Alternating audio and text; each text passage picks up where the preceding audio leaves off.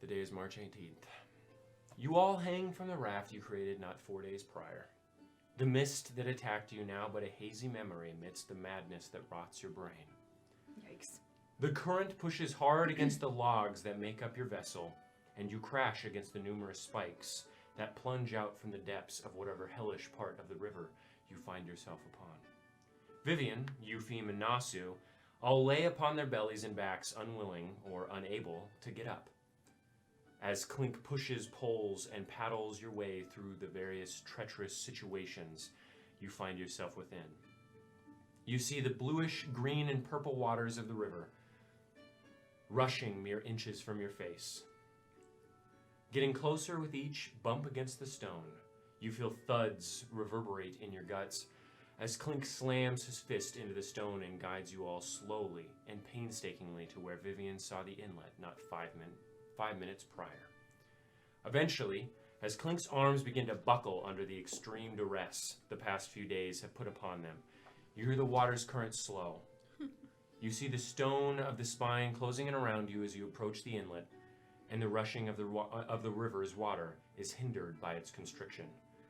You hear and feel sand underneath the wood of your raft, grinding against what little bark remains upon the underside of the vessel and pulling gently upon the sinews of hempen rope that keep it all together. Clink grasps you all one by one under the armpits and drags you onto the shallow shore of the inlet. The small freshwater beach within the mountains you find yourself upon is very welcome, as you are unable to do anything at this point. Very willing to have this metal man pull you from the raft. You look for a moment upon the form of your raft, battered and beaten with massive chunks of wood missing from the sides of the outer logs, rope frayed, and the fibers soggy. Thank you, you think, as you promptly fall into unconsciousness, all of you. Oh yeah, Woo! sand tastes delicious. Unconsciousness! Face first onto the dirt.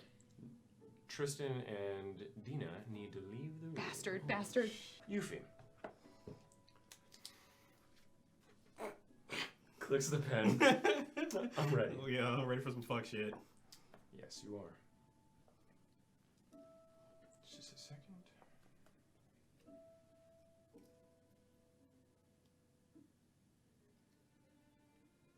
Nope, that's not what I want.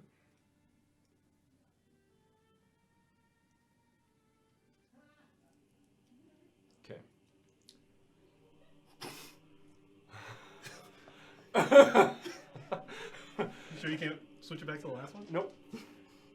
You dream you sit upon a precipice of stone overlooking a titanic cavity within a deep and dark space.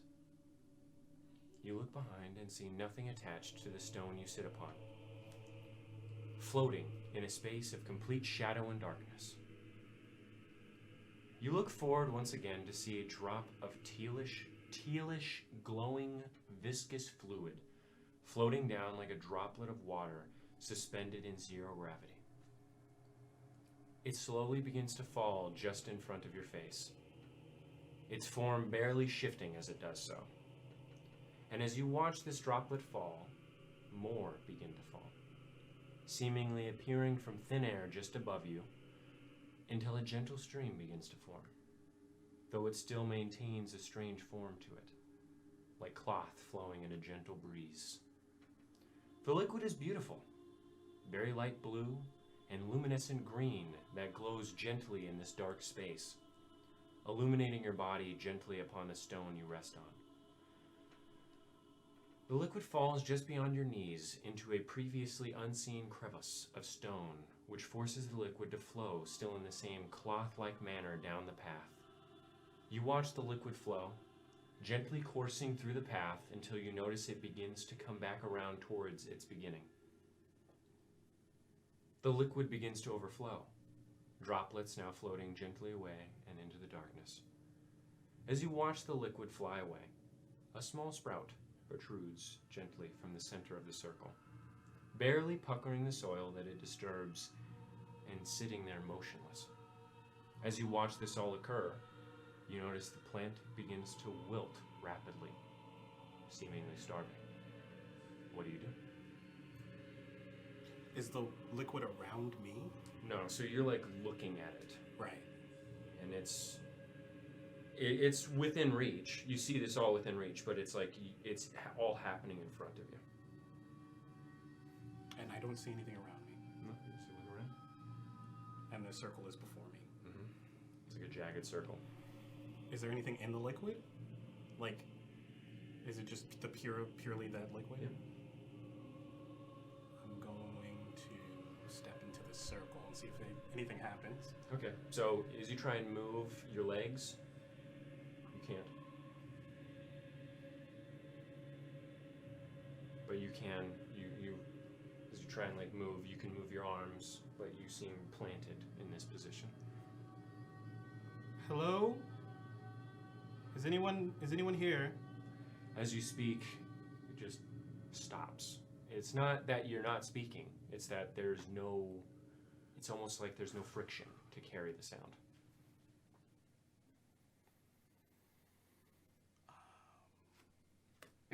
Do I have like a file or a cup or anything? I want to try and like see if I can gather some of the liquid. You don't have anything but your hands, it seems. Oh. And the plant is just dying. Mm-hmm. The plant is dying. I'll try and, I don't know, cup some of the liquid in my hands. Okay. So you gently cup the liquid. And as you do so, it no longer acts as if it's weightless, falling sturdily within your hands like snot, almost. Ooh. You gently pour it at the base of the plant, watching as liquid absorbs readily into the soil around it.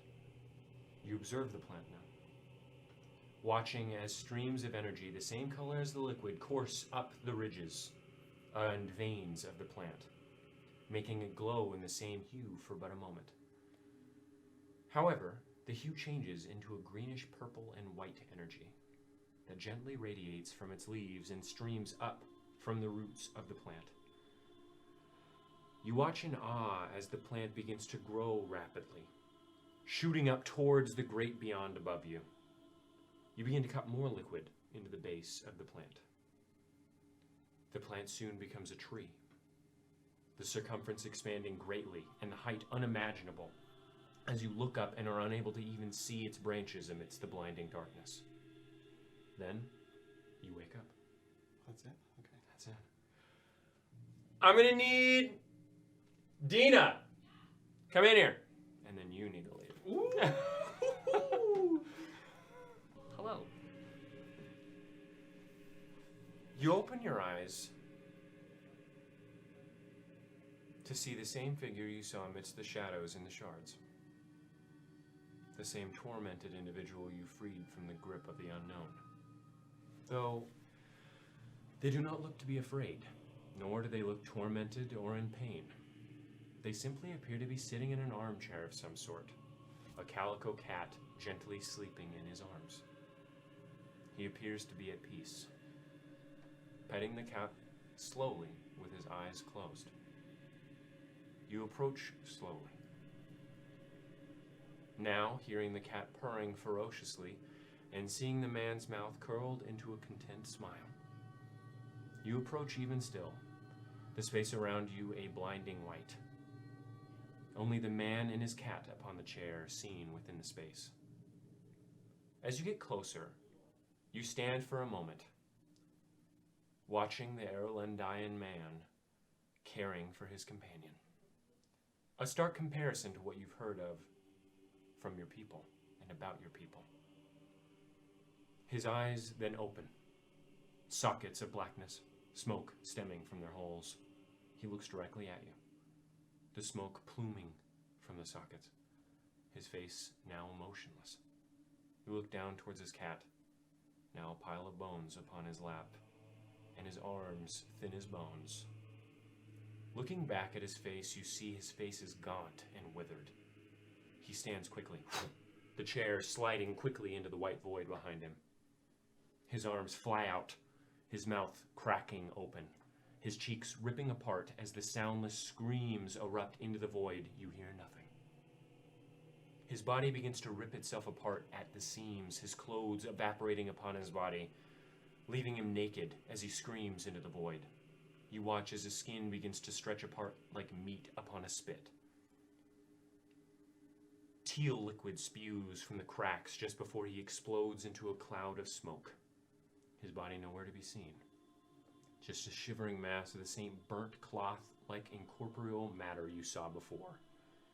You stand there for a moment before the face of torment quickly whips to you. His mouth looks to move as if he screams this, but you hear simply, "Stop this." You wake as soon as the last syllable escapes from his lips. And I need you to grab Tristan for me.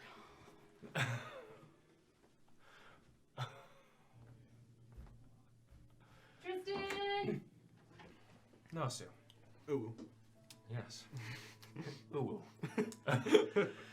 You sit upon a dock, looking out into the sea. Your first inclination is that this is a port of this is the port of Ash within the great city of Tristfall. Those who look around, you see nothing but rolling green hills filled with patches of rich soil, and the lone dock you sit upon stretched out from the soil. You listen to the gentle lapping of the almost diamond blue water hitting the dock below you, watching its form gently ebb and flow. As you watch it, you begin to notice the feeling of your legs within the water. A nice lukewarm feeling. Looking down to see the water upon your legs, you see them, though they are not red. They are of a natural skin color tone, an olive white complexion. You look at your hands, your stomach, all of it the same olive complexion. You lurch over the water to see nothing, your reflection non-existent. Okay, yep. You stand up and look once more around you, seeing that the land you thought was rolling hills is simply a small island amidst the shimmering waters all around you, and a strange horizon with sourceless lighting illuminating the space. You cry out. No response. You scream, yet you hear no echo. It's as if the sound leaves and travels nowhere.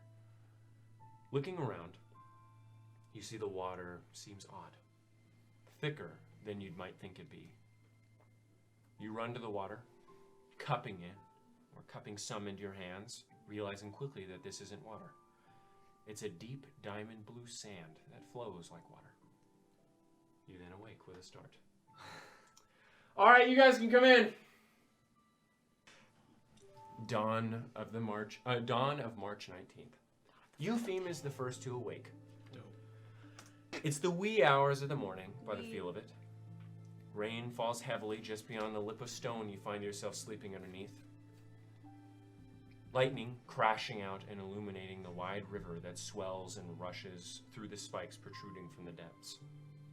As the lightning flashes, you see the frothy tips of the river's water splashing into a mist upon the stone, and the rain frozen in the air by the strobe of lightning that cracks out from the storm that lingers so long up above you. You feel closer to sanity than you previously felt, and you feel further from Mortem's grasp than you did not 8 hours prior. Yikes. Though you still feel as if you've been pulled from the depths of his realm regardless. You now have 3 points of exhaustion. As they all stir, you see one by one the rest of the party begin to move slightly, including Clink, who seems to be rather dented, scratched, and ripped. Though the first thing you see Clink do is open his chest slightly, only to have a small, staticky hand grip onto his fingers. Boy. You watch as he pulls the small ball of lightning from his chest, the swirling hole that makes what you'd assume to be his eye, looking up at his face the entire time, at Clink, as he just stares at the little ball with a slight smile upon his metallic lips. Baby-sized. You all eventually wake up as well. Okay. So I want to assess my environment. We're on the inlet still in the sands. Yes. Behind us, is there what goes away from the water? Like So you do see a narrow passage Okay. that seems to wind deeper in. Okay. I want to get up and kind of like dawdle over to the water and then like kick it. You kick it, Okay. and Is it? It's water. it's water. Cut. All right. It's not goo anymore. Well, Glad to see you glad all to see everyone's awake. all's up. Yep. Everyone got their wits about them. Yes. As much as I can, I think.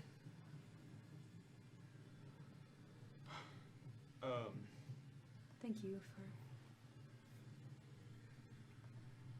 keeping me from jumping in the water too much. It was very difficult. Yes, it was. But we all survived thanks to big guy over there. And no thanks to fish. There was no fish. I think that was joke, yes, because Oh, turning it, being yes. It was a good backup plan. I still think it was a good backup plan. I don't think I necessarily anticipated it being a necromantic trap. I thought it was a waterfall or something. It was necromantic? There were a bunch of souls and bodies. So yes. Where? It was some kind of magic. What do you mean where? What? Everything that was in the water. I didn't go in the water. I didn't know. You didn't see. Wait, no, you saw the souls, those apparitions that attacked us on the raft. Well, I didn't Yes. think there was souls. I just thought they were like mist people things. I don't know. I'm not so keen on recognizing necromancy as you guys. Whatever it is, it was just a lot of concentrated magic. It stopped the current. Dead. I don't understand what magic could still be in place that could be powering that. I mean, look, I don't know much about necromancy or magic in general, but I feel like so many dead souls in that water, just concentration of Well, if there's a bunch that of sort souls, of energy. Yeah, if there's a bunch of souls in the water, I can see how it's necromancy, but I didn't. It was all covered in the mist and smoke, so. Yeah, that's fair. Plus, I wasn't really paying attention. I was kind of out of it. Just a bit, yeah. Certainly. I'm just concerned. Okay. Was that, Vivian? It's just that obviously your contact knew that there was something. I mean, I don't know if it was being dashed against the spikes was the threat of death, or if he knew about this amalgamation of tormented souls. It's just nothing like that was mentioned in the book about the Zorellonomicon. I mean, obviously, because they didn't want people to traverse the path. It also could have been put there afterwards. It could have been. Can I see any, like, bodies or bones right now? Okay. The only way to know that, I mean, the actual expedition happened, I think, 27 years ago. There'd be a lot of bodies, based on the amount of souls we saw. Some of us. I'm a bit confused. What are you implying, Vivian? I'm just, You're wondering how all those souls got there? I mean, all the souls got there probably because they were dashed against the spikes Sure. by a fast current. I'm just Or trying killed to by anticipate. shadow creatures, or Sure. It's mostly that I'm trying to differentiate between what's going on in the spikes with what I did read in the Zorellonomicon, which was that a lot of the party members fell victim to some form of madness and died along the way. And so I'm trying to differentiate between whether or not this was just the... But wait, that wasn't here. That was in the ranges of Astra, correct? No. I mean, okay. not a fan of madness. No, it's not, no. We came into contact with a piece of the god of madness. There's a god of madness? A god of what? Trickery? A god of madness? What other gods have you guys met? Wait, there's a the god of mind, madness? god of dreams. What god of madness? Cthulhu. Oh, I thought he was just a god of dreams. Yes, but He's not the god of dreams. Ooh. You can make a religion check Yeah. or history, whichever one is bigger. I also just know They're both intelligent, things. right? Yeah. Why is Hey! Hey-yo. 19. What'd you roll? 16. 16? So you would know that Dremlo is the god of dreams. I thought he was the. No. He's the god of dreams and nightmares. Okay, I thought he was just the god of nightmares. Okay. Cthulhu, you would know, is the god of many things. Okay. His domain stretches from the mind to madness to the ocean. Okay. He has dominion over all three of those things. Sorry, let me correct myself. I remember now that Dremlo was the god of dreams. I'm not really certain what Cthulhu reigns over. In the stories my father used to say, he was usually he usually presided over either the mind, madness, or the ocean. But I think that those were like serious. That makes sense. Well, yeah. Anyways, Vivian, I'm it's just true. We had a chunk of flesh of that particular You guys deity. are just fucking with me now, right? Well, I wish I could show you, but unfortunately, our friend skedaddled with that. How you convenient. know what it would happened be. to Avenor? Do I know what happened to Avenor? Make a history check. Ooh, I'm just gonna be hitting them gangbusters today. Hey! 30-20. Yes, so you would know that it was a dwarven city that fell, and it was the original dwarven capital, and it was within the southern range of Astrid. Its true entrance is not known at this point by many people, and you don't know why it fell. Okay. I've heard of it, yes. We found the hunk of God somewhere outside of Avenor. Still underground, but I'm telling you this in the event that the madness that plagued the party, the expedition to find this Rellenomicon, if that is somehow also related to Cthulhu and his dominion, I think it's fair that you know, at least in part, what to How would expect. that be related? Well, they were driven mad on the way in the mountains, on the way there. Sure, Could've but been like a there's- sleep. There's a lot of reasons to go mad. Yes, but I say this, when we were in the area just outside of Avenor, it was just some side, I don't know, dungeon, I don't know. It was like compelled madness. It was like walking through a barrier and suddenly you lose touch with your mind and your control over it. The people who went to find the Rellenomicon were some of the best archaeologists or guards or what have you. It was a whole organized thing with the Dragon's Council. And for those people to suddenly start losing their minds and dying, it just doesn't seem like something that just happens to occur right when they get into the spine. I have no way of knowing what exactly the cause is. I just want us to be at least aware of the possibilities. So there's a pool of tormented souls in the river, and there's potential compelled madness on the journey up to wherever we're going. So I just don't know what source all of this could be. That's fair, I guess. I just want us to be aware now that we have gotten past the river of what potential dangers have yet to come. Cool. Can you use your necromancy to help the tormented souls? I mean, they're being tormented, right? That's not good. When I use my magic to pull a soul, I don't know what happens to it afterwards. I don't know if it goes to the river or if I am destroying it. Well, you can't destroy it. It just go back. Do you know that? Yes. Do you have extensive knowledge of how necromancy works? I know how souls work. They Yes. go back. But necromancy is the manipulation of life.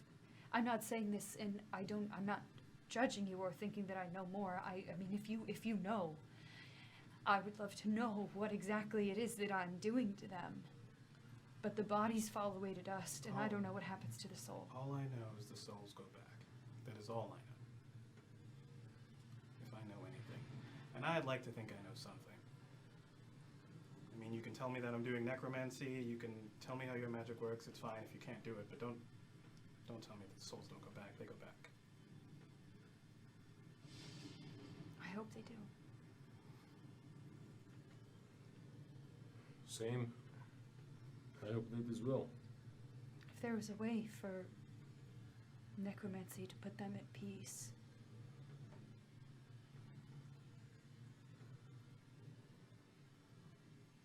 That would be very comforting, but I don't know why people like you exist if that's the case. To help the living, I don't know. Maybe you are the opposite of cleric. Maybe you help dead.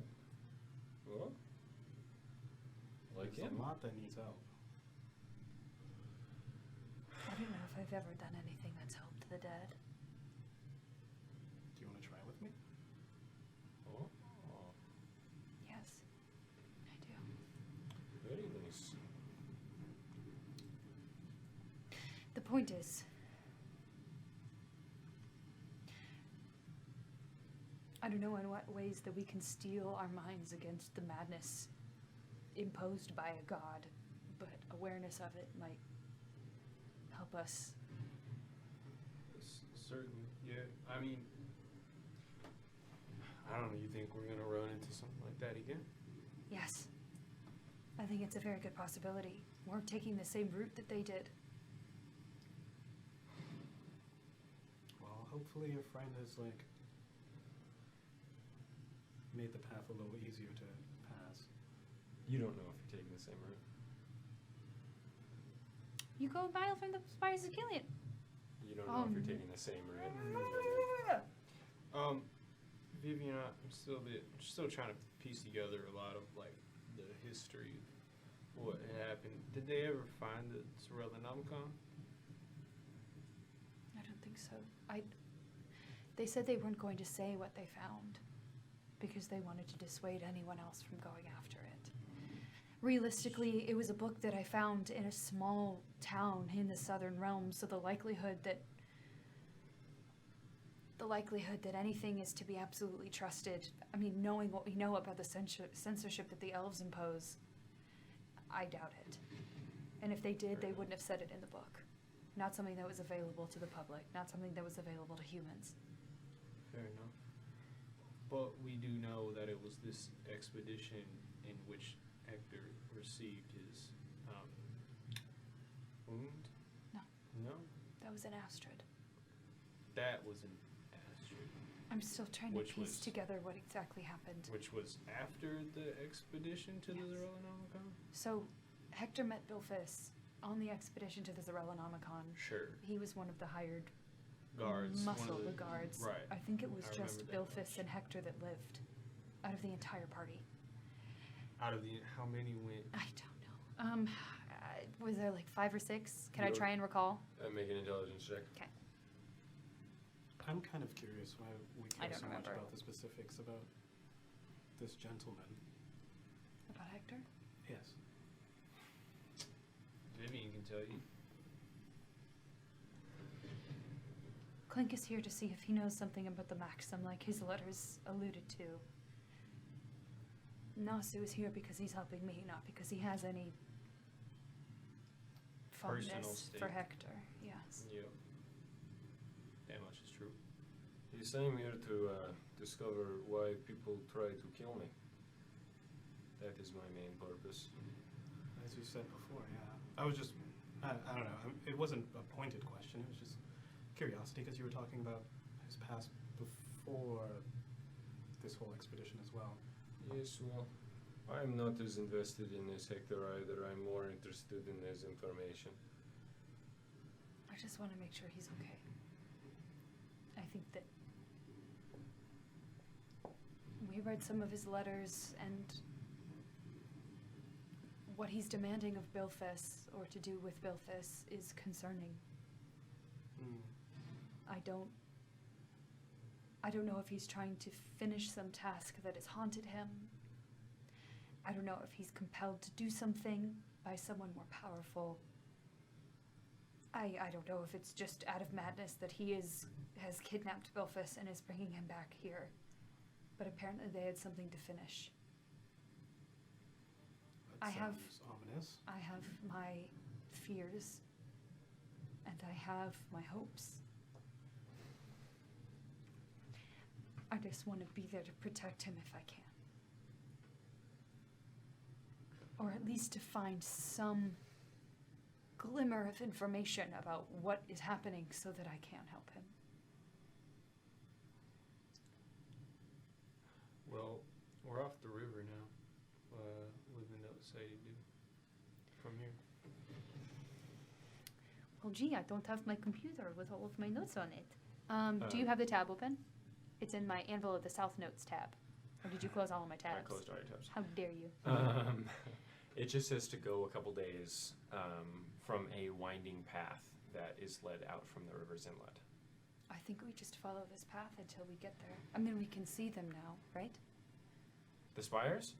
No, you don't see the spires right now. Nuts. Well, Okay. we just follow this path, I think. You alright? You know what time it is, V? It's about 6 a.m. 6 a.m. Would you be able to make some food? Yes, sure. Okay. Do we not have any rations anymore since Ivar took them from me? I don't have any. He took. I have some. How many do you have? 8. 8 rations? I Would you think- be willing to share? Mm-hmm. I just, at this point, seeing how beat up I am and how beat up you all are, I think it's better if I do not use my most powerful reserves for food. That's an interesting thing to think. If you are running out of food, I will, buck up, as you say, and I make can- food, but... I can definitely share. I am not the type to be dependent on others for stuff, yes. for eating. Yeah. Well, So this will definitely be an exercise. yes, it is good, though. I wonder how much more helpful it would be if perhaps we saved the rations for when we get to wherever we are, when potentially we're in a great deal of danger, where it might be more Well, important. we can go off of half rations, yes? Yes. So maybe conceal foods. So 2 people eat 1 ration, 1 person eats half ration. Should be good for a day. I don't have any. I don't need any rations. So, yes, I just, as you can see by how I look and struck by lightning 2 times, I feel pretty bad. And I would appreciate it if, I had some more kapow when I was dealing with things. It seems as if it gets worse and worse as we go further in, so I don't know. Although on the bright side, I'm not carrying anything now. So if you are feeling encumbered, you can load me back up. So you guys going? You trek into the narrow passage, mud squishing beneath your boots and your hands grasping textured wet walls that shoot up closely on either side of you. You feel water streaming down your arms as they create a flow between you and the wall, which is streaking with rain, falling from above. Looking up, you see a narrow slit above, mountains stretching up to the sky and becoming invisible behind the black storm clouds up above. You travel up this path for the day, the night creeping upon you seemingly very shortly after you begin to travel, forcing your pace down to a slog, lest you forgo the safety you've maintained with vision. Would you like to push forward, or would you like to try and find rest here? I think mayhaps I vote for rest. I don't know. You attempt to find somewhere to sleep for the night, unable to get comfortable amidst the mud and constant downpour of the rain and the loud howling of wind as it shoots through the path's narrow corridor. Try as you might, as you try and sleep here, you are unable, and you find no rest. Okay, hold up. How You lay long down do for a good hour or two, you realize you can't sleep Yeah, how somewhere. long I don't do want to we be attempt sitting to for a try to full 8 rest? hours. That's ridiculous. Okay. If we're So- all like, hey, you up? Yeah. Are you up? Yeah. It is now pitch black, and vision is extremely Fucked. unclear. I have a lamp. However, if you would like to try after an hour to try and go somewhere else, you can make a survival check and someone can lead it. Are there any Yes, trees? I will be casting dancing lights. Are there any trees? Okay. Are there any trees? No, you're on a mountain pass. Wood? Bushes? Nope. Man. Survival check. Survival check. Yes. Yes. Disadvantage. Yikes, big yikes. That's a 10. A 10? That's not That's awful. not bad. Okay. Then I'm going to need dex checks from everyone at disadvantage. Bitch. Okay, there goes Wow, another natural 20. Same. you. Are you? That's a 14. 15. 15. Yeah. 10. Okay, Clink rolled a 0. Yikes. Whoa. No, the little man. So as you guys try and push forward, Clink is just. I cannot see anything. Please help.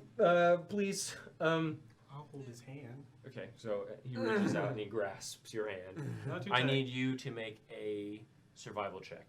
Disadvantage. On my to try and- lonesome? Yes. Come on. Yeah. yeet. A pair of Okay. boots. Ooh, I Damn, had to boy. Do it to him. 17. Okay. All right. Jesus. So, you push forward for a few more hours. Eventually, you find a cave off the path that appears to go in just deep enough for most of Clink and the rest of the party to fit in and seek shelter for the full night. The next morning. You feel rested and relatively dry. Looking around, you see the cave more clearly. Smooth black stone that is reminiscent of silt in its texture. A stone you've grown to know so well. Yeah. You like see the all weave of your again. companions settling up for the next day of travel within the cramped cavity of the cave you found respite within. You see Clink crouched over, handling his now weightless bag.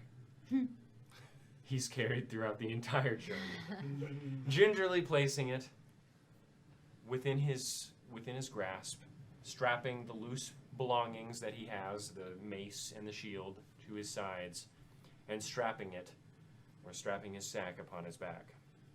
You see Eupheme, already packed, and looking at his deck of cards, reading softly to himself and smirking gently as he closes his eyes. You see Vivian haphazardly packing her belongings and stuffing masses of pure white hair into her coat near her head. Yes. Her mask off-kilter momentarily before she obsessively corrects it slightly. You see Nasu leaning against a wall, eyes hardened looking at the rain streaming down in the front of the cave's entrance, and absent-mindedly taking apart and cleaning his gun.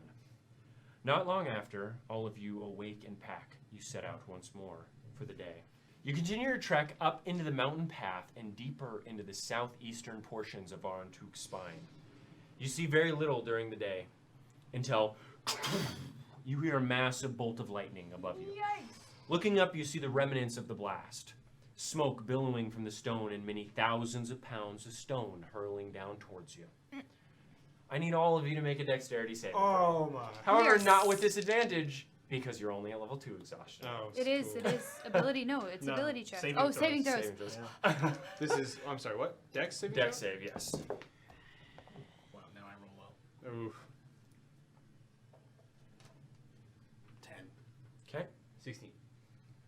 Natural 1. Ooh. Ah. Okay.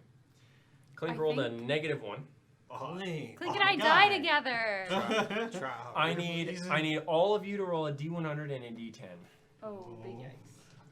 I failed it. No, Him I and didn't these say that. D100s and D10s, man. Fuck Gorilla. this shit. It's like an anxiety response every time I hear you say that. I'm like, it's never anything good. It's not the D. Where's my D10? Oh wait.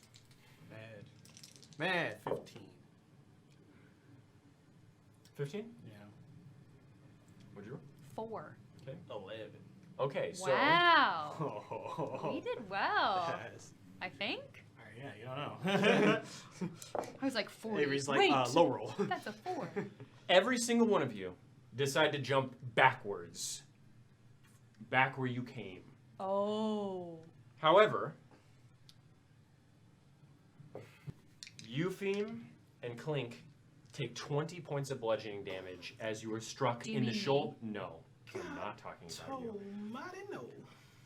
As one hits Clink in the back of the head, falls to the ground, crashing into the side and sort of like skidding. You see like the marks upon the stone. Eupheme, you're hit right in the shoulder. You hear it dislodge. Fall to the side. Vivian, on the other hand, Dies. takes. I take big death. So that was 4d10. You take 12d10 because you took a natural 1. 57 points of damage. I'm down. Woo! As a boulder, I just get mushed. you see Vivian, half of her body, guts Oh, out from her yikes. mouth, She got Obito. barely Oh surviving. shit! That was so funny. That was so fucking funny. Oh god damn. Her blood is beginning to pool around. I'm gonna say that you guys have a minute before she dies. I rush over and I try to look through her bag for a healing potion. Okay, yeah, make an investigation check. Clink is I will. help me, please.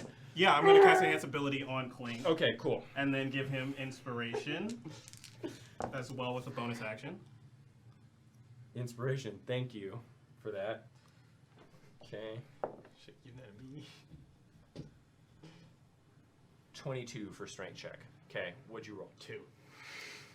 Nice. So you don't find a healing potion. I don't find However, a healing Clink, you hear cogs and gears. As his legs, you see some like form of a stop, like click into motion. Oh, that's actually very cool. Pull her out, Yeah. please. I'll pull Okay, it. so you I'll- pull her I'll out, pull and it. My- she's just my guts. crushed. Mm-hmm. You Oh. smear her body against the floor as he drops it and immediately casts Cure Wounds on you. You take 20 points of healing. Wow. I You like watch that. as he puts his hand in front of her and you see a hammer. Cover her, bathe her in an orangish fiery light, and you see all of her organs and blood. You hear as bones begin to heal and splint into place. You are now alive. 20 HP. You know, since you're the shortest one, you should have saw it coming more. Are you blaming me? It's a joke. Vivian, I couldn't find any healing potions in your bag. Do you still I have reach them in into my there? bag and I pull one out. God damn it. God damn it. I'll Tarnation. use one. Tarnation. I Okay, could've so you use the fucking healing potion. killed me. You look at the rubble, blocking the path vertically about 30 feet up. Oh no. You hear a ringing in your ears from the massive crash of the stone, and you feel tremors within the stone from the impact of the immense weight and the explosion overhead. You're not entirely sure this area is very safe at this point. What is exploding? It was a lightning. Oh, a love light. Yeah, Well, we are very unlucky with this lightning, oh, jeez. Yeah. especially Vivian. Are you okay?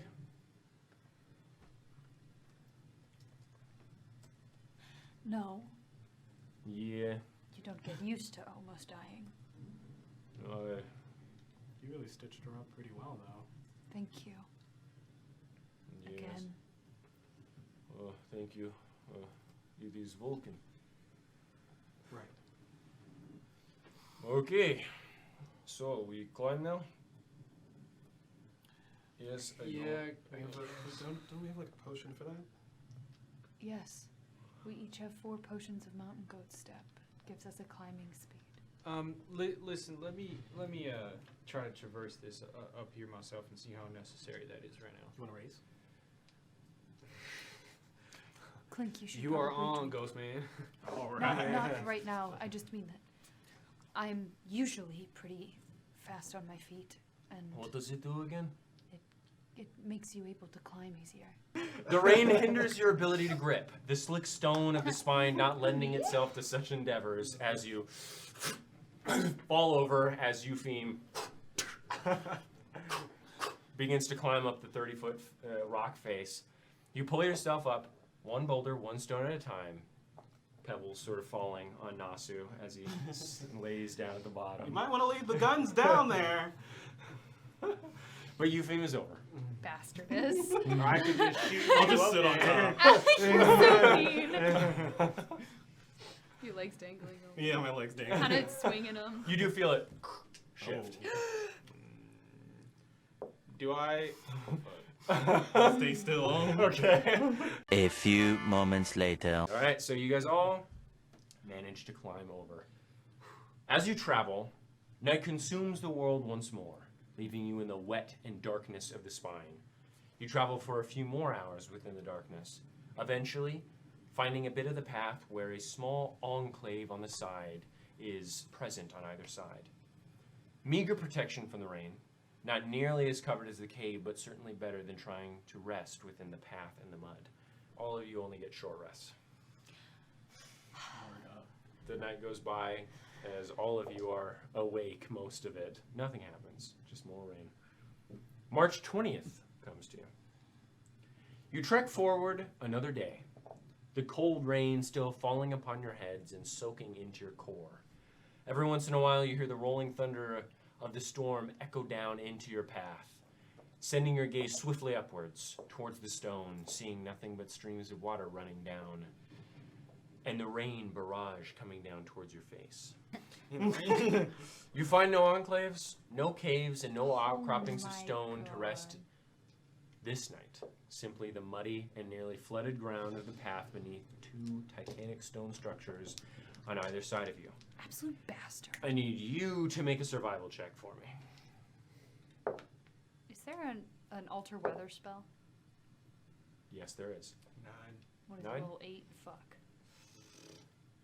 I'd say with advantage, though. So take your first roll. What was your first roll? 24. Hey! He goes, Yay! You hear, amidst the crashing of thunder reverberating through the stone and the constant barrage of rain all around you, an anomaly in the stream's sound above. Seems to be impeded by something. As you listen with a 24, you hear the streams of water coming down, stream of rain, and you hear something else. The daggers of the spine are typically flat, sheer, but you hear dripping somewhere else that you can't pinpoint the location of. Where is it? Is I Okay, heard you want to climb up on my shoulders, I guess? sure, yeah. Alright. Yeah, that'd be helpful. So you climb up on Okay. the shoulders. You see what appears I'm to be a useless ledge, about 20 feet up the sheer wall of stone to your left. Oh. The wall of stone to your left looming above you like a leaning building about to fall. You manage to see this, but it is about 20 feet up. You see a gap, a small gap on this ledge, yet still very large. You see a gap between 2 smaller, yet still very large spires of the spine, creating a small, almost cave-like space within where the 2 spires meet in like a triangle that sort of goes down as they collide into each other. But it doesn't go anywhere, right? Mm-mm. Okay. Just looks to be a small shelf where 2 of them were growing into one another. Okay, so you guys go to I can sleep? do that. Yes. Okay. So, March 21st comes upon you. You trek even deeper into the spine's southeastern quarter, your pace quickening as you continue your hike up the slight incline of the path. The rain is not abated, and thusly the path is flooded heavily where you find yourself. Water rushes down the incline, splashing upon rocks and slamming softly against your shins, soaking into your boots and covering your feet. Regardless, you push forward for the day, all of your belongings wet, including your bones, you feel. However, after a few hours of travel, you see the path open ahead of you, hearing the sound of rushing and howling winds, as well as the streaming of water amidst the cacophony of sounds created by the barraging rains. Who is in front?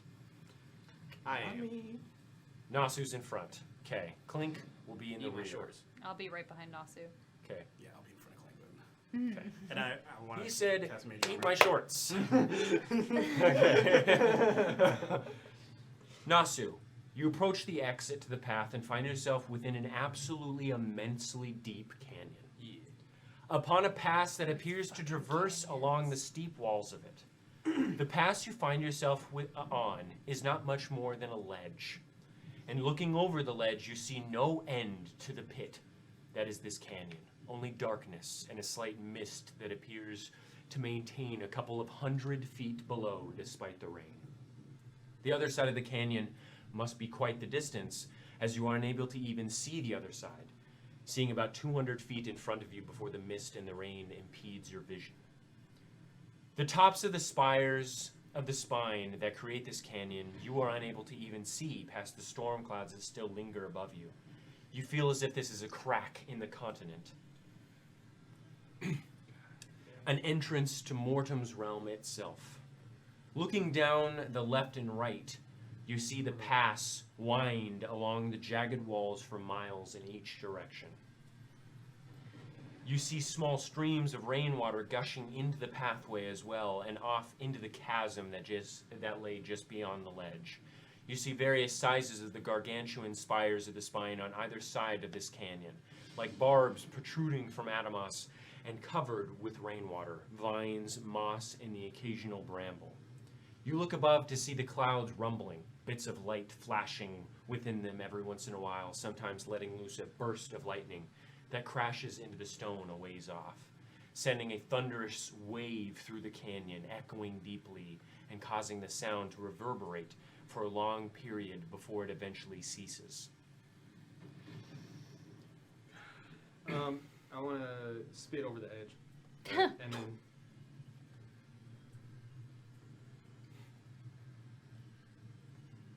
With the amount of rain and all that, even if it was a canyon that you could see the bottom of, you do not see it. Okay. I'll cast light on a pebble or a rock or something and Okay. try to throw it down. Okay. You see it for quite a ways as the pebble with the amount of velocity it has as it goes through the mist. You see the light emanating, not touching any of the walls, but you do see it. You sit there for a bit. The light disappears into the darkness. It's deep. So you travel along the side of the canyon for a few miles, the rain spilling across the tops of your boots from the sheer and slanted walls of the spine to your left. The chasm to your right howls as the rain and wind funnels in and out of its seemingly endless depths, throwing you off kilter every once in a while as you push on. You continue to trek within what you believe to be the infamous Kadon Pass. The pass mentioned within the Zorellonomicon, the pass Roquette traveled so many years prior. The beginning to a haunted past. The start of a shrouded story of pain, secrecy, and lies. Vivian remains staunch, remembering these facts. The others struggle to find the same resolve. After the 5th mile trekking upon this treacherous shelf, you see, amidst the vicious winds and rain that blows in various directions, blowing your hair, for some of you, cloaks and other garments in every direction, what looks to be a bridge leading into the mist of the rain and to the other side of the chasm. You get closer, I'm so excited. seeing its minimal form stretching from the stone and into the darkness ahead. The bridge is rather thin and made entirely of stone that appears to sprout from the ledge you stand upon. Looking out, it stretches forward into the void like a blade outstretched from the mountains, and curving slightly upwards as it protrudes. There appears to be no supports underneath its form either, just an outstretching stone with no rails upon its side, and as you look out, the rain crashes upon it, and its form vanishes into the darkness. Looking down the path, you see the ledge abruptly stop, sinking into the stone and merging with the sheer face of the spine. It is nighttime at this point, however, and your bones feel ached and tired. Alright. Go to sleep. You try to find a rest, pressed up against the walls of stone just before the bridge stretched out before you. Luckily, the walls lean over you slightly, protecting you from the rain a good portion of the time, only feeling the pelt of the rain as the direction of the wind shifts and carries it inward towards your position. You shiver and shake as the air blasts upon the stone, listening to the guttural howl of the piercing winds and the thunderous claps of thunder and lightning in the distance, all bouncing to and fro down the canyon. The night goes by. So you wake on March 22nd, the bridge spanning out in front of you. We're not exhausted anymore. Oh yeah, You're not that was being your exhausted. celebration dance? Yeah. I will get on the bridge. Okay. You. Careful now. And I want to be like crouch walking. stealth check then. 25. Nice! Okay. So you step onto the bridge, the stone solid under your feet, though you feel a shiver run up your spine. This was made by Madness. people. Not natural. The stone is smooth. Here comes the madness. Seams running along the portion that connects to the mountain. In fact, as you look back to the ledge, it also looks to have been crafted, not naturally formed. Where are you? And where are you going? Yeah. So you sneak, continue down. How long are you going, man? I could see 200 feet in front of me, right? Okay. About. It's hazy. You don't get a good look at anything past that. I Because you have mean- dark vision of 60 feet. Yeah, 60 feet. Yeah. Let's say you actually see about 150 feet away. 120. Dim light I passes will 60 feet. attempt. I will walk for about 200 feet. Okay, so you walk for about 200 feet. You see Okay. another about 120 feet of bridge in front of you. And Holy you shit. two can't see. He disappeared. Oh. Yes, he disappears in the rain I- as you... Yeah. You Can I? see Can I Nasu? look back? Do I see? No. No. Okay. You, again, it's just wind and mist upon the stone. It sort of like kicks up. Okay. So at that point, then I will turn around and start walking back. Okay, so you turn around and start walking back. Okay. So, you eventually meet up with the others after about 2 or 3 minutes of walking back. Still crouch walking. Yeah. So Yeah. Yeah. as you see Eupheme come out from the storm, Howdy. wind blowing his hair all over the place, wet, drenched, all down. Howdy. It goes on a while. I let go of Clink and I walk backwards. Why are you walking backwards? I just try it. You just walk backwards. Okay, and I come back on and I grab onto him again. Okay. You guys are really weird. It goes Clink on. is like the only one who's like normal-ish. And he's got And I'm made Little- out of metal. little balls of lightning coming out of his chest. Yes, it is true. Anyways, it goes on for much longer. His name, by the way, What? is Heathcote. I really wanted it to be Why named does that Fizz sound Pop. familiar? I want a Sparky. That was my blacksmith master's name. And he said that he loved me before I left, and this is what I think of him. He is little ball of chaos, Heathcote. And I love Heathcote too. Both. Okay, that is it. You refer to little thing as Heathcote. Curious. Can we move, please? Yes. We're on Oh a yes. bridge. Oh yes. Okay. So after about 15 minutes Jesus of travel, fucking Christ. Nasu spots something. Thank God. I was like, Upon is the this the bridge. puzzle? 2 forms laid upon the bridge, possibly bodies. The wind pelts you in all directions as you squint to see what they could be. Yeah, I want to approach them. Okay. Are they? I'm They're sneaky. they're Yeah. prone. Yes, prone. Okay. Yeah. Yeah. I still sneaking. Stealth check, all of you. Yeah, but Including Clink. Wait, do I have to reroll? Natural 1. Are you serious? Clink, my Negative boy. 2. Nay, nay. Okay, what'd you Do roll? I have to reroll? Yes. Okay. Yeah, you don't keep that fucking roll. Even you're sly. What'd you roll there, Lamech? 28. Oh my god. We're getting to that realm, I see. Yeah. 19. 13. Expertise is a big. 13. Oh, expertise outside. So you guys try and go forward, and as the liquid underneath the slick surface of the bridge catches under Clink, Oh, buddy. sort of like skids across, and he just stays there. You guys look back. You guys continue forward. Oh, I'll help him up. Okay, you help him up, and then you two go forward. Okay. I turn around and yell back to Vivian like, maybe you should keep Clink where he is right now. Okay. Just like, don't move. Okay. Getting a bit closer, you see the bony arms of skeletons. Oh. 2 of them laying upon the stone, large leather cloaks wrapped around their form. What kind of leather? How did Like they die actual here? leather? They look to be. Ah, Uh, curious. okay, wait. Good detail to check out. So I see this as I approach, and then Eupheme, are you on me? Yeah, I'm with you. Okay.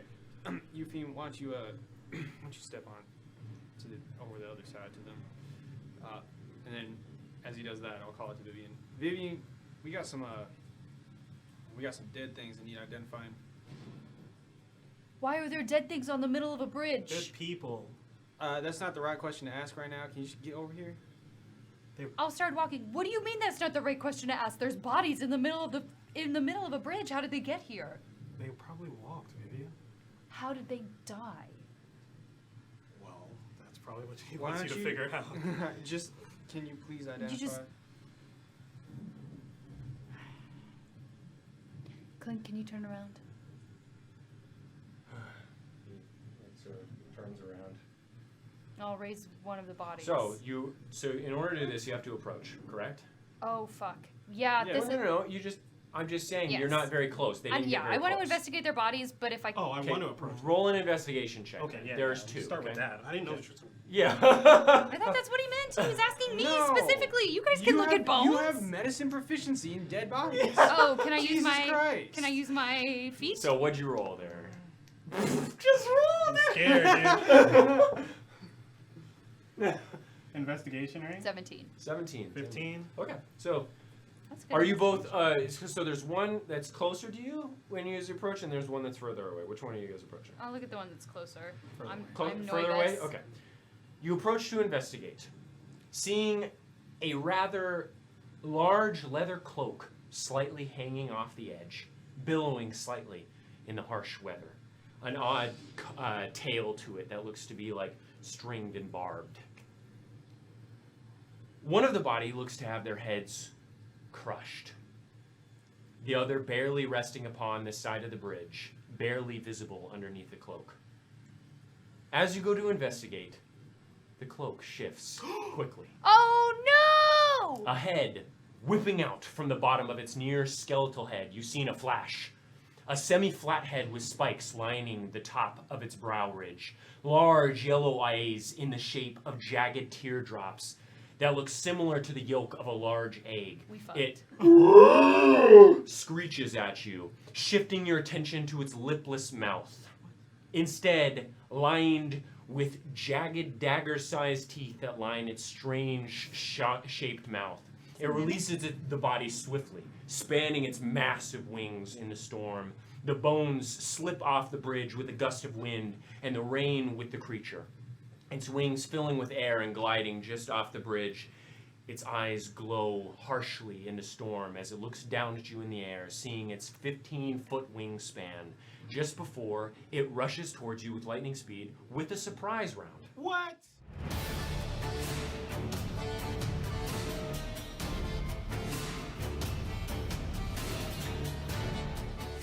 So you continue forward, stepping gingerly upon the slick stone of the bridge, lightning illuminating the empty space all around you, rain filling your vision in those quick moments. After about 10 more minutes, through the mist of the storm and the sideways rain, you see what could be the ending of the bridge. You see a small, oddly shaped rough patch of stone just beyond the bridge. Mud covering it in its entirety, and the entire patch surrounded by tall, smaller spires at the spine. Looking further in, at the back of this oddly shaped space, you see another pathway leading deeper into the mountains, though this path looks rather rectangular, like an open ceiling hall within the stone. So, you step off the bridge, feeling relief waft over you and your stomach as you do so. Looking ahead at the moderately sized space and the strange path that extends out from its back. What are you guys doing?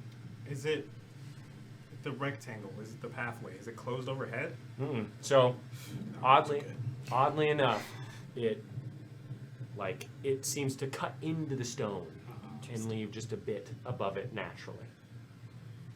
You going down the path? Yes. Yeah. Okay. Thank you. Stepping foot in the path, you feel flat ground underneath you form. Not that of the rough surface of the mountain. This is pristine. Oh, yikes. Looking at the walls, they are as well.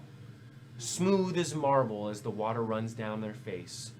You notice that the hall is seemingly carved, as evidenced by the abrupt angles just above your heads on the wall, as if an unstoppable force in the shape of a large rectangle burned through the stone and into the mountains. You continue down the path for a few miles, the hall continuing perfectly straight the entire time. Water pooling heavily in the space with no crevices and cracks for it to settle in, forcing you to slosh and wade through as more rain falls from above. Eventually, the path opens ahead of you, allowing you to see in flashes of lightning above and around you a small ravine, a pocket of open space in the shape of a thin, jagged eye with a titanic stone all around you. You enter into the space, muddy water soaking into the now jagged space all around you. The space looks to be about 30 feet in length and about 20 feet in width from where you stand. Large, jagged spires protrude in all different directions around the entire space, craggy stone that creates textures almost like a fighting pit. Looking to your right, along the length of your wall, you find a sheer wall of stone leading up at a very slight angle, or at a very slight angle this way, so about here. Upon the walls, you see the remnants of rope dangling from belaying pins, securely fastened into the stone every 5 feet or so. Seeing about 5 sets along the entire face of the wall. You see 2 sets of rope in particular that dangle all the way down to the ground, unlooped from the pins. Their frayed ends float limply in the standing water of the space, connected to nothing. The day is coming to a close, however, and you feel exhaustion linger over your mind like the clouds that linger above you now. Sorry. Okay, so there is no place for cover. You do see a small area underneath an overhang of stone, pushed into the corner of the space right next to the sheer wall. You all push into the area, taking shelter from the rain, but not from the pooling water that streams in from the space outside. You all crowd the area, unable to find your own place, forced to smush together, miserable together. Nasu, as you turn your head to get comfortable, you see carving in the roof of the space. You see carved into the stone, Greta the Besta and Roquette, the young sage, were here, 1502. You also see Bill Huxton, G.A., was here, 1502. And Bilphus plus Wembless, Kings of the Spine, exclamation point. Okay, I like tap Vivian. Vivian, you should read this. Can you see it?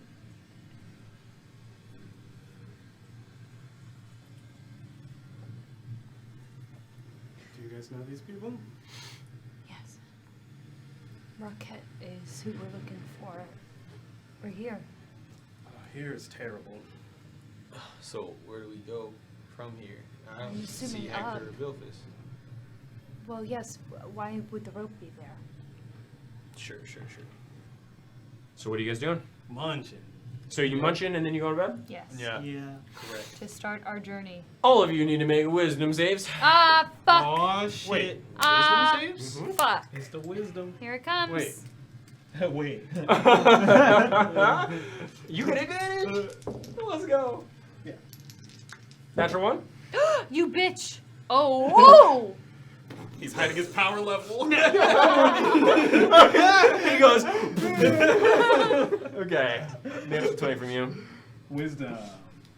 14. Okay. 18. Okay. And then Clink. Yeah, how does it feel to be a... Ooh, he actually made it. I need. What'd you roll? An 18. What'd you roll? 14. I need you to leave the room. Did I fail? You did. At an 18? You did. Clean also succeeded? Yeah, he succeeded, yeah. He's wise as fuck. He rolled a 22.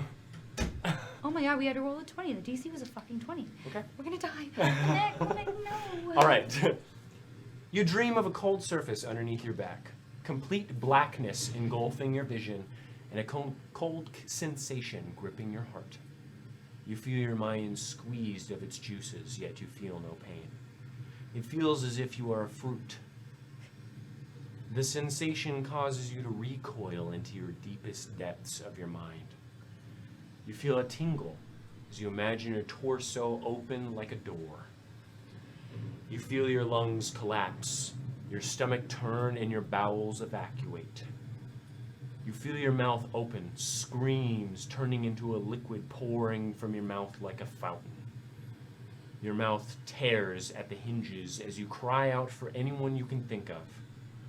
Your vision flashes as memories crawl back to you slowly, though the images are blurry and you can't quite make them out. If you want to try to make a perception check to try and see what these are, then you can.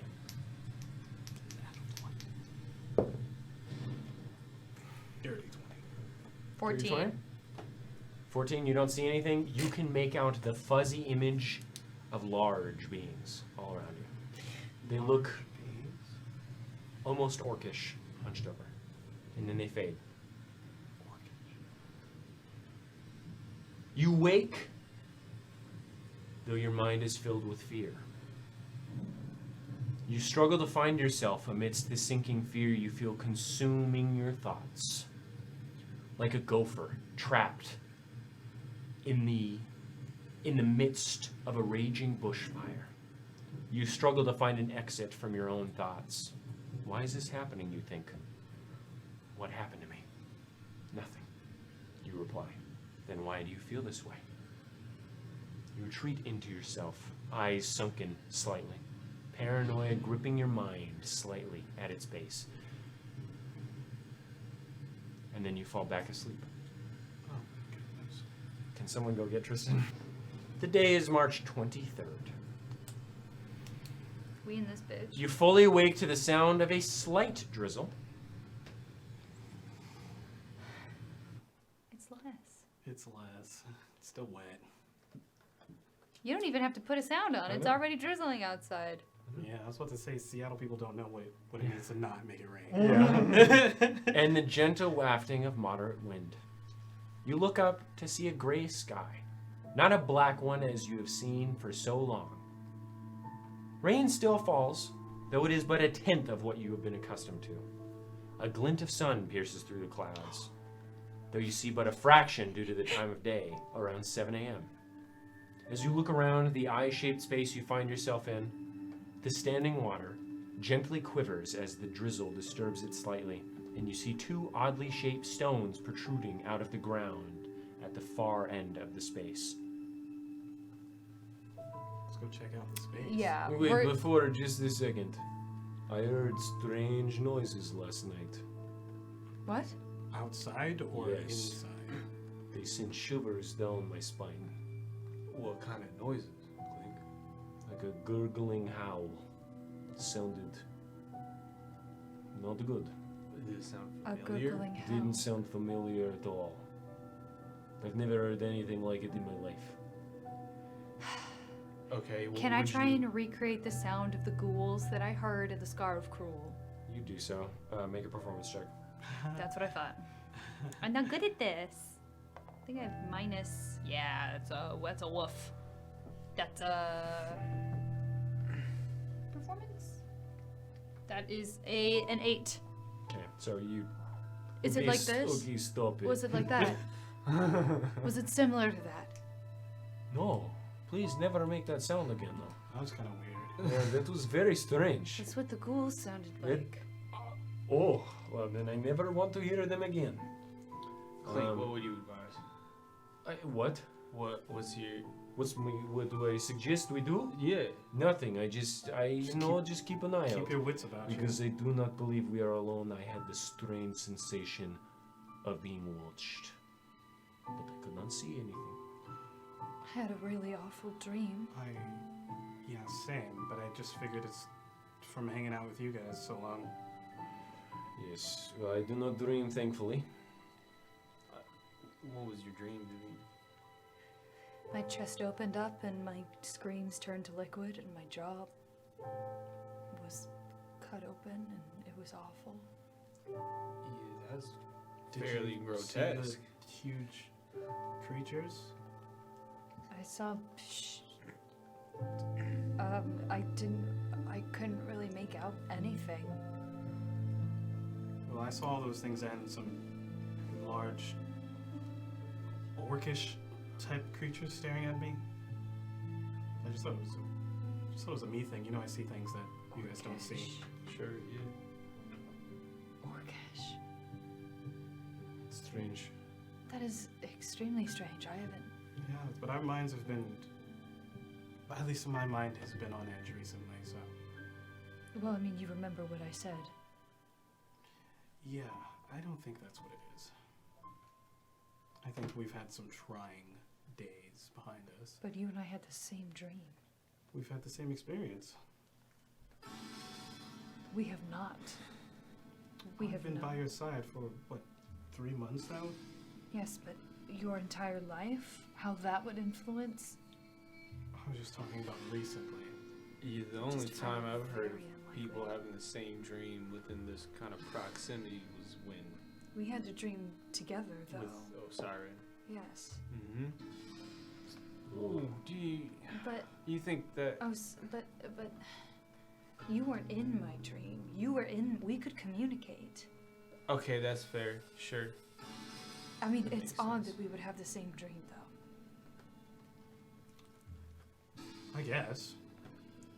It doesn't. Oh, okay. I mean, I guess it's kind of odd. We've been walking the same walk for the past Are 3 you months. You slept able- right by my side. Are you able to use your, your deck of cards to try to make any sort of sense of this? That's not how it works. He's not a fortune teller. It's, I mean, I am, but But not not Oh. with places. I can't tell the fortune of a place. really? I don't think Seems so. like that would be quite beautiful. Yeah. I deal with souls, not like rocks and. Well, history. does not the ground we walk on have soul? Yes. No, Oh, no. but I thought the trees and plants and stuff all were part of same peoples. I don't know about stone. well, these are Oh, the spines of Varantuk. Isn't this supposed to be where the dragon god lay down and died? Yeah. We're on his body. Soul's gone. That would be a. That is lot of soul. Right? could- Or is the bigness of creature determine size of soul? Or is giant soul just as large as Vivian's soul? That's a great question. Is it more soul power? Do I know? Have I Make seen a giant soul? Make a Arcana check. Cool. Can I too? Cool. Just based on the souls that I've resurrected. Arcana check. 12. Well, you don't know. No. Okay. I would say that a giant soul is used to being large, so it'll appear large. But I'm sure it's not. But the You want it essence of it is same, like grains of sand. I think Same grain. Oh, that'd be nice. I don't think if I tried to pull Varentuk's soul back from the river, it would work. What? Oh, No. What? No, I just mean not every Do soul not do is that. equal. Varentuk's spine is the river. Or Varentuk's soul is the river, right? Oh. Or the river, I don't know how much I know. You don't know like anything about Alright, Mortem fine. specifically, yeah. Do I know about the creation story? Oh, make a history check. Disadvantage.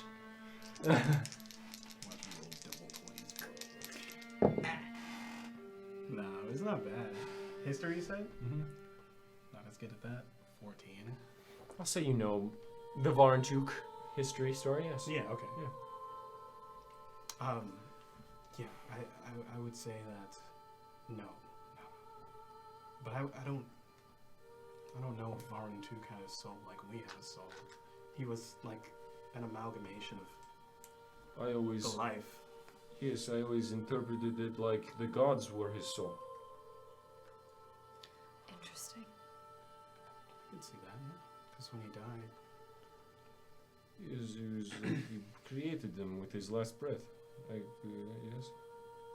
Yes. It's no matter. The point is, I doubt that was the presence of trauma. Not that there is none, but I just don't think the nature of the place we're in, I would hesitate to doubt it. But we should start looking around if there's something watching us. Okay. Make an investigation check. All of you. Can is someone anyone help watching? me? Clink, can you help me? Investigation? Investigation. I'll help. Clinic will help you. Oh, okay, that will help. You're on your own. Why am I rolling ass? Why? I have a +6 to investigation. What'd you roll there, Nasu? 10. 10. 17. So 10. Okay. So, both of you head towards the stones. Getting closer. They appear to be crudely crafted half ovals. Writing carved into them. Gravestones. Oh. Ooh. Upon them reads Tai Mohas. January 18th, 1189 to March 23rd, 1502. That's And Bill Huxton, June 23rd, 1461, March 23rd, 1502. Vivian begins to feel an odd sense at the back of her head. A feeling of dread, a feeling of loss of control, as you remember the dates of the Zorellonomicon that you had read almost a year ago. March 23rd. That's today. This day, 27 years ago. The day these two were where you stand now, dead and never recovered. An odd turn of fate, you follow in the exact footsteps of those who you chase so desperately. The exact day. Oh, I don't like that one bit. No, not one bit. 27's not like a cool number anyway, though. What was Bill Huxton's birth date? June 23rd, 1461. June 23rd. Bit of Gemini. So, they buried part of the expedition team here? They never recovered their bodies, did they? Make an intelligence check. You just said it! I know, but I'm just... You mother...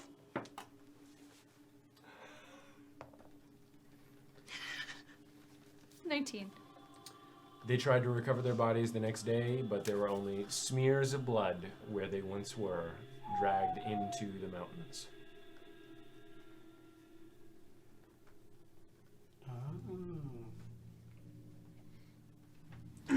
As this is happening, Eupheme, looking around the space, more clearly as the light of day finally blesses your sight, you look around, finding nothing upon the ground. However, you look closely at the walls surrounding you, finding something surprising. Deep marks scour the sides of the walls, east-northeast.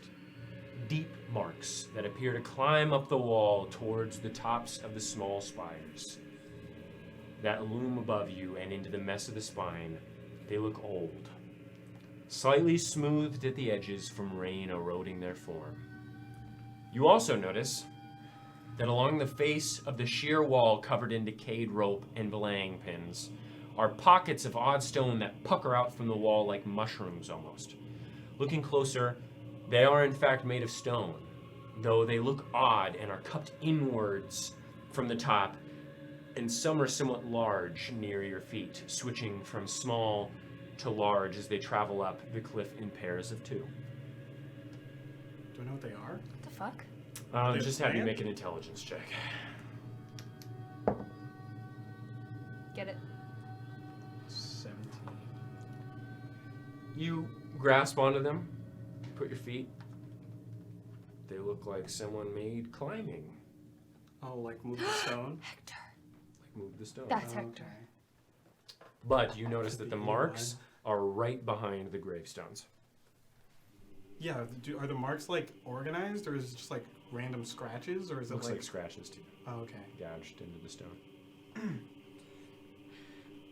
Are the headstones fresh?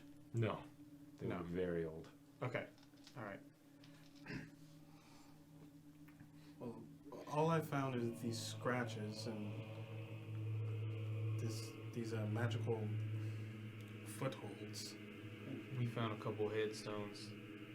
He Names died of today. The same day, 27 years ago, these two died and their bodies were never recovered. These names are the same that carved into it. Bill Huxton was the leader of the expedition. I think Ty Mohas was the elf, the high elf. How did they die? I don't remember. I think they fell, or it was something about madness. I don't remember. But they were going to recover their bodies the next day. They waited until they had more daylight, and their bodies were gone, and they're just smears on the stone. Madness won't do that. Things that make guttural cries in the night will. Sounds like a better culprit. Okay, so I want to double check where we're in. We're in this like Jagged eye-shaped ravine right. with like jagged spires of the spine looming over you from one side, and then a sheer, smooth face on the other. Okay, and there's only one exit, which is the pathway that we came in. Okay. Are the scratches like horizontal or like more vertical?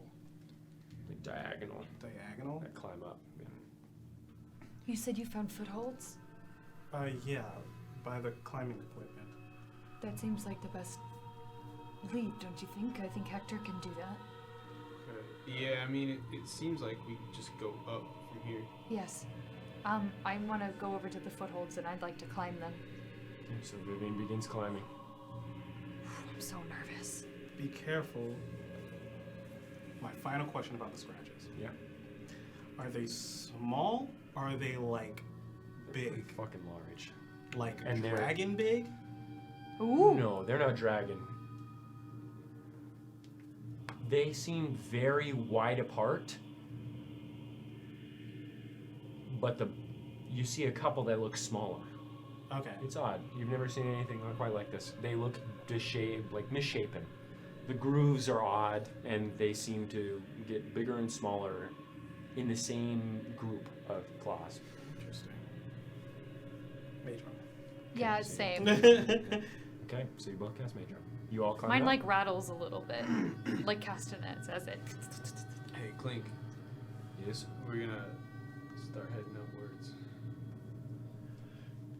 Okay. So I have feeling in the bottom of stomach. Yeah. Now, I'm not afraid very often. But I think I'm afraid.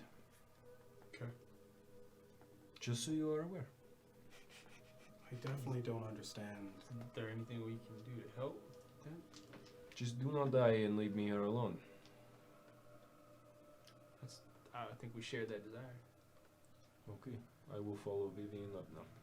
And he grips onto the stone and begins climbing up. I'm not going to even have you guys roll because these stone formations are there. Hector Wow. made wonderful little footholds for us. Okay. Using Allegedly. Yes. Yeah. Using the stone formations that protrude from the otherwise sheer face, you easily manage to climb up, finding yourselves upon a rather open, muddy path. Your feet stand upon the muddy ground of a wide portion of a path that funnels into an open pathway, surrounded by short spires of the spine, giving you a bit of breathing room amidst the gargantuan bits of stone that surround you. The path progresses at a steady incline, the stone difficult to pass at times due to their angle, though the same carving exists in the majority of places, the same immovable object-esque carving that smooths out the path. You travel up the winding path for the better part of the day, the sun's waning light signaling the day's almost through. Though, as you walk through the dusky, overcast lit pass within the spine, you hear a gurgling howl that emanates from the east somewhere.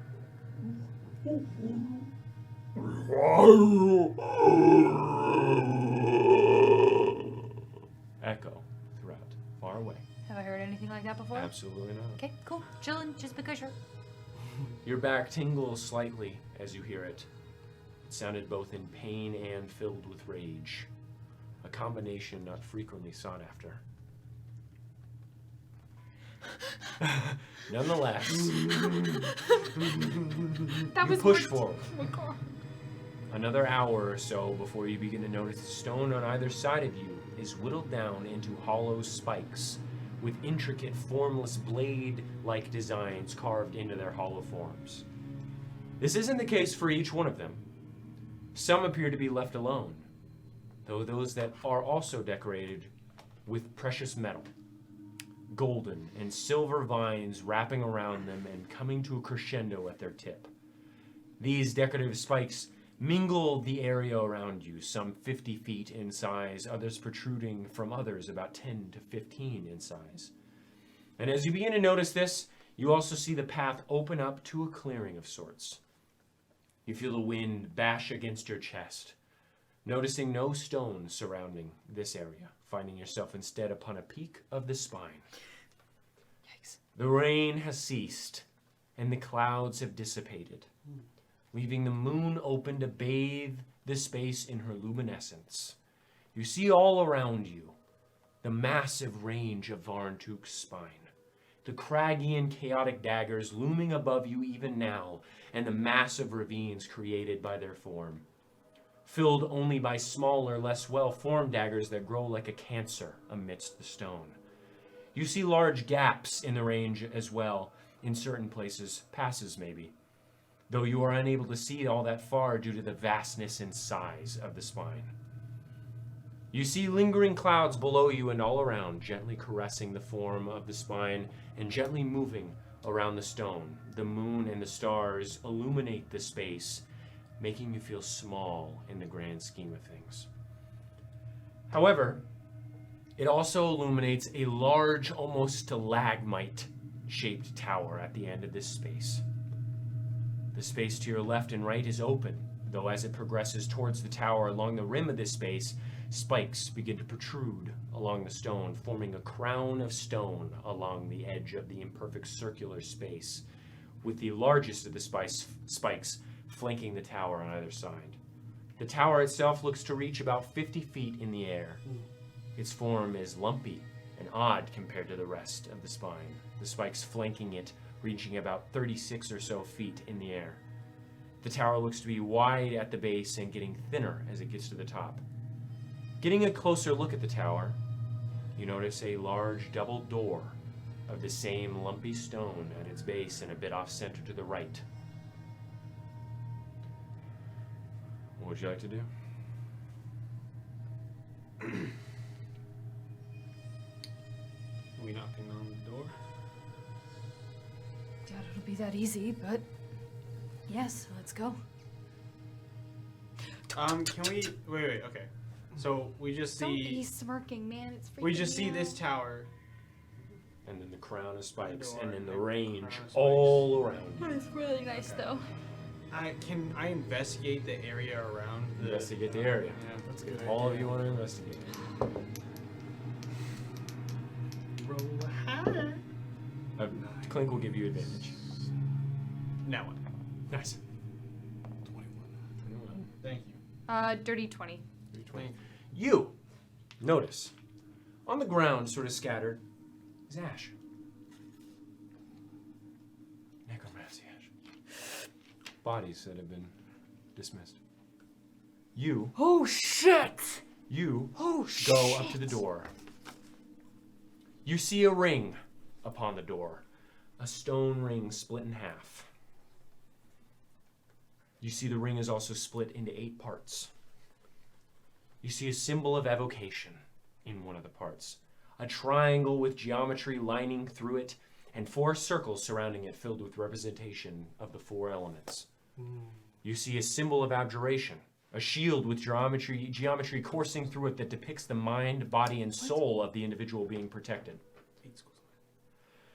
You see the symbol of enchantment, a circle depicting a sun with 5 tendrils spiraling from its face with an eye resting at its center. You see a symbol of necromancy, Oh shit! a shrouded, shadowed figure split down the center like a mirror, static hazing between them, all encompassed within a 10-sided diamond.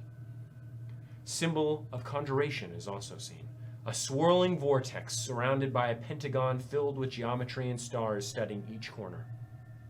You see a symbol of divination, a large eye filled with geometry and surrounded by a blanket of stars, all encapsulated by a fiery circle. You see a symbol of transmutation, a double-line circle whose rim is filled with geometry and whose form is filled with lines connecting various circles filled with arcane runes. You see a symbol of illusion, many forms of an octagon all overlapping one another, surrounding various optical illusion-inducing shapes that also twist and overlap one another.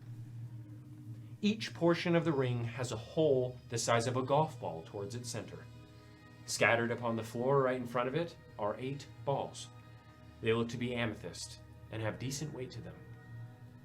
Above the door, it reads something in black speech. Oh shit, bitch! Yeah. Wait, He didn't say I it. got aberration, Oh, enchantment, shit. necromancy, conjuration, divination, transmutation, illusion. Am I missing one? No. Evocation, abjuration, enchantment, necromancy, conjuration, divination, transmutation, and illusion. 8. He said- Evocation. You missed the first Evocation. Gosh. Thank you. Was it? So you read on it. It says, simply knock, and the Arolendai shall answer. It says, simply knock and the Arolendai will answer. Do we want the? So, What about the as you orbs? knock upon the door, I take a step back. you feel a slight rumble in the tower, and a buzzing noise all around you. All around you, you see arcane runes illuminate each and every single bit of the spine that you see. You see spires of the spine light up in arcane light blue luminescence. The shards that line the space you reside, the spines that flanked the path you took, and covering every inch of the gargantuan towers of the spine that you see spanning 30,000 feet all around you. Wow. All of them coursing with geometry and arcane runes. The space is lit by the stars, the moon, and the sigils that now burn in the stone surrounding the space. And as you look around you, you see a bit of mud moving near the center of the area, and the spheres that once laid upon the ground sink into the mud. You see a massive brackish red arm careen out of the ground and slam into the stone, creating a thunderous clap as it does so. You watch as the creator of this arm is birthed from the ground almost. Its head now poking through, allowing you to see a gigantic ram's head with curling horns just above burning orange-red eyes and a snarling mouth filled to the brim with razor-sharp teeth.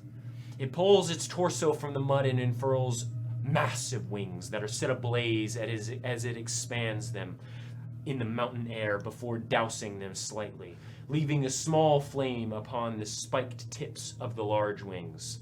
After a mere moment, it climbs its hooved legs from the stone and slams its large boulder-sized fist into the stone. You watch as lightning shoots from its grip, as if 1,000 storms had coalesced within its grasp. The arcs shooting hundreds of feet in the air and illuminating the entire space.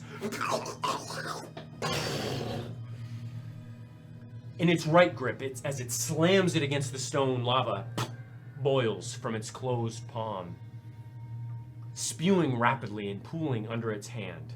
The lightning freezes suddenly and then begins shooting back into the creature, only to explode back out in a shining splendor in the shape of a sword, still crackling. Oh my god.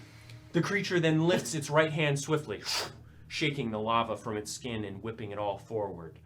And as it does so, the lava shifts and flows oddly, following the hand movements and cracking.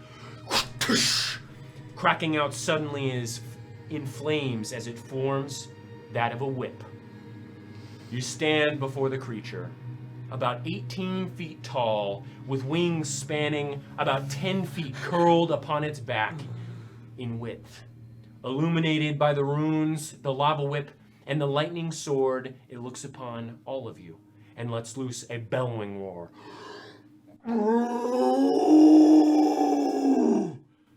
Its chest, covered in jewels, quakes, and the jewelry jingles in an orchestra of metal and gems clinking against one another. And that's where we're gonna end it. You motherfucker! Untie the fucking door lock.